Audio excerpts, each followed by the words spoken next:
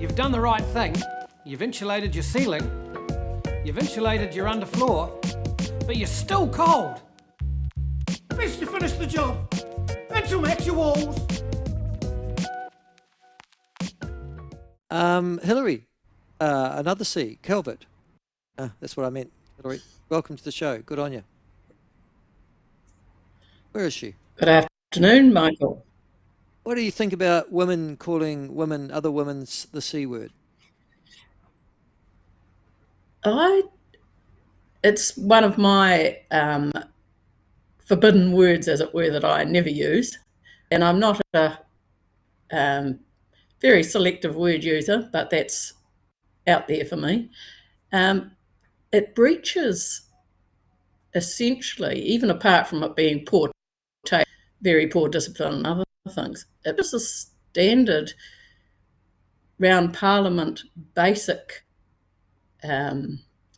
idea that the point of view is to get your message across. So MPs and everybody who hangs around Parliament, the objective there is to get a message across. So from a journalist's point of view, it's to hopefully inform the public and things. From an MP's point of view, it's to stick with the party line, whatever it is. So like the problems the Greens have had recently is that they've ended up with MPs who distract from their message.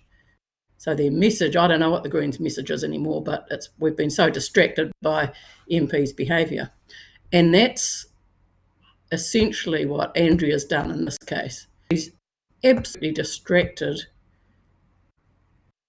who bothers to read them anymore, and I'm not sure that would be reducing by the moment, but distracts from whatever message trying to give. Maybe there wasn't any other message. Listen, you're coming in and out with us again, Hilary, so we're going to have to move you onto a phone, sorry, because that's... so we'll try and get Hilary back onto the phone so that we can at least hear what she's got to say, not every second or third word. Listen, on this, the really interesting thing is that a large number of people on the left are actually applauding Andrea Vance and her use of these terms.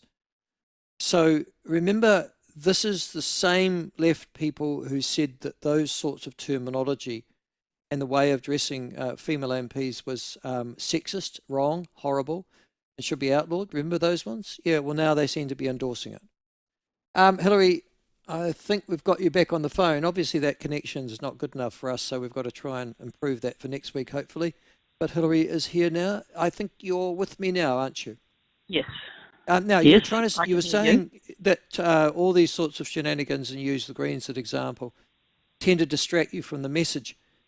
Is the message important anymore other than we hate you?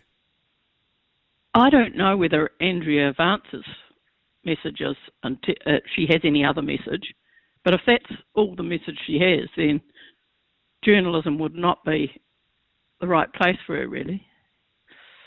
I don't know whether she's got any other messages, but that's a completely distracting thing for her to be doing.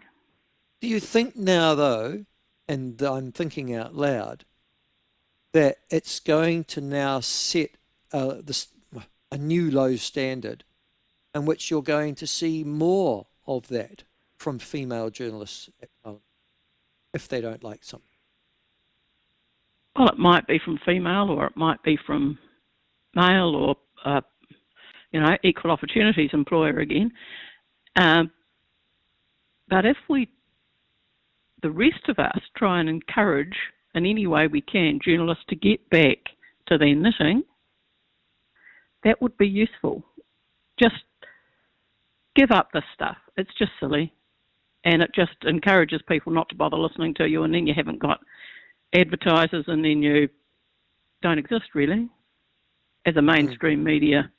Well, they are outfit, in trouble, so. stuff, financially. They've had to lay off staff. They've made a dreadful error going into 3 News. That was a shocker. In the hope of trying to get enough people to deliver to advertisers. But, I mean, yeah, you're right. And how long before you just go, you're not a credible news organisation? Yeah, so it just it goes against the idea of if they're talking news, that isn't it. That should not be it. Did they wake up one morning, do you think? Did she wake up and think, I know what would be a good topic for the news today. Let's have on the news that a leading journalist, which I consider myself to be, has used this word about some politicians. That's a good news story. Who would she sell that as a news story to be honest with you, the other thing I'm surprised about, frankly, is that there hasn't been more media attention. So we've brought it to your attention, read it for ourselves. It's hard not to bring it to your attention, but I'm always stunned that the other media are quite happy to let other media get away with things that they would once have condemned. Listen, the other thing that you made a point of is that in all of the discussion about pay equity last week, the mainstream media didn't actually explain what the issue was. It was certainly explained by Nicola Willis, but you're suggesting that got lost in the reporting somewhere. Well, I listened to TV1 News. I looked at a variety of different places to see what they were reporting on it, including the ODT and various, and it was over a series of days, and it was reporting of people standing with placards, and so there was all sorts of visuals and stories and whatever. Yeah. And there was a suggestion, for example, that it was only being done to save the government money in the budget, which was coming shortly. It had to be done in a hurry. It was explained that it had to be done in a hurry because if it had been signalled, then people would have done things that weren't going to be helpful about it from the government's point of view. The other side of the argument said, as far as I could see, in the variety of things I saw, that it was dumping on women in a way that we hadn't seen this century, or last century possibly. But none of that stuff gave us any inkling of, also the Nicola Willis side of the argument did say it isn't doing what it was intended to do because we're now comparing apples with oranges. Namely, somebody said at one stage, saying lawyers are the same as early childhood workers or something, so it isn't achieving it.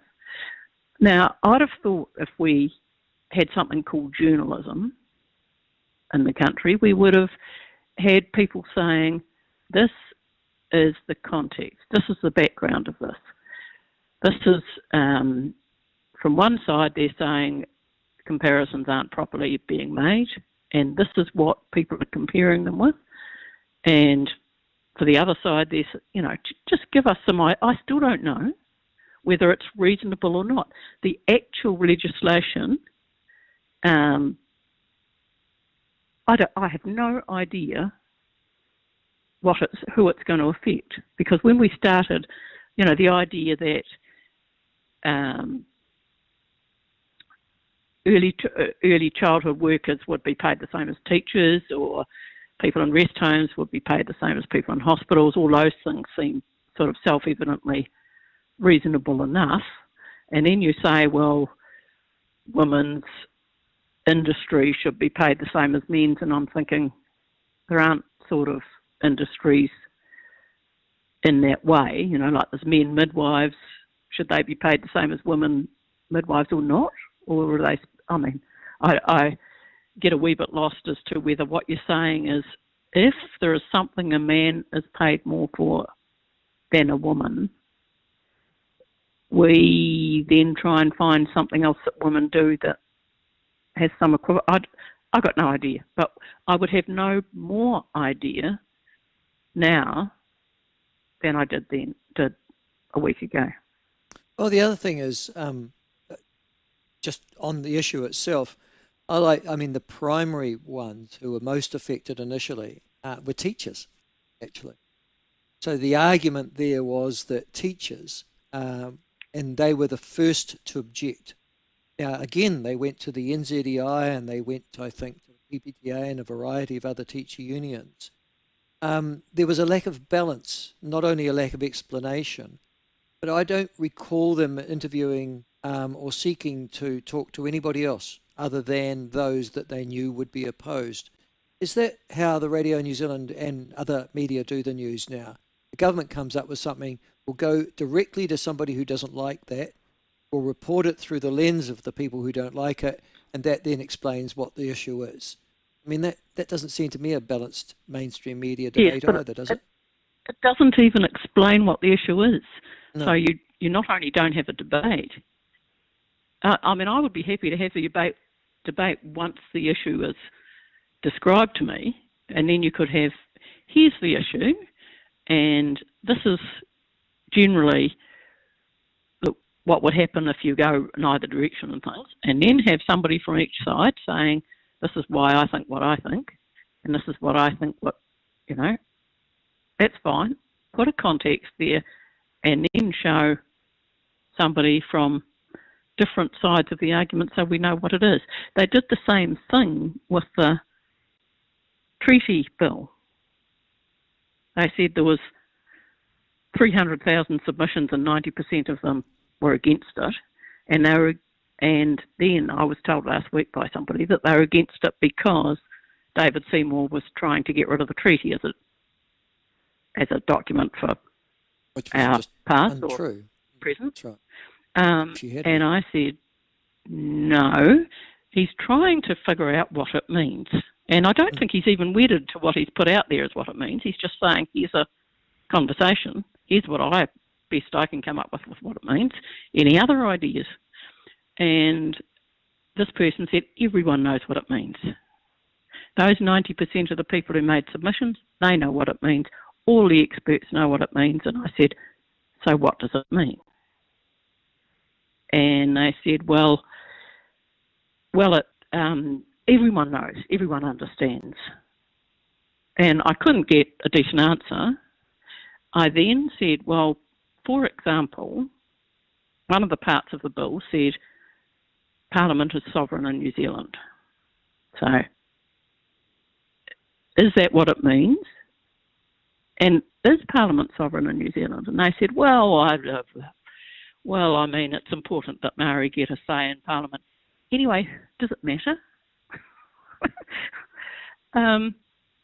And none of that discussion about what does this bill say, which parts do people disagree with, why do they disagree, because they think there should be two parliaments, or what is the disagreement, and because there's no media putting context in it, you get people making submissions saying he's trying to get rid of the Waitangi, the treaty.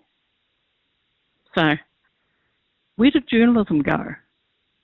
I don't know. Last one out, turn off the Well, light. it died in a ditch a long time ago when they decided that journalists don't need to be balanced anymore. You've done the right thing.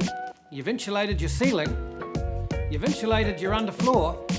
But you're still cold. Best you finish the job. And to match your walls.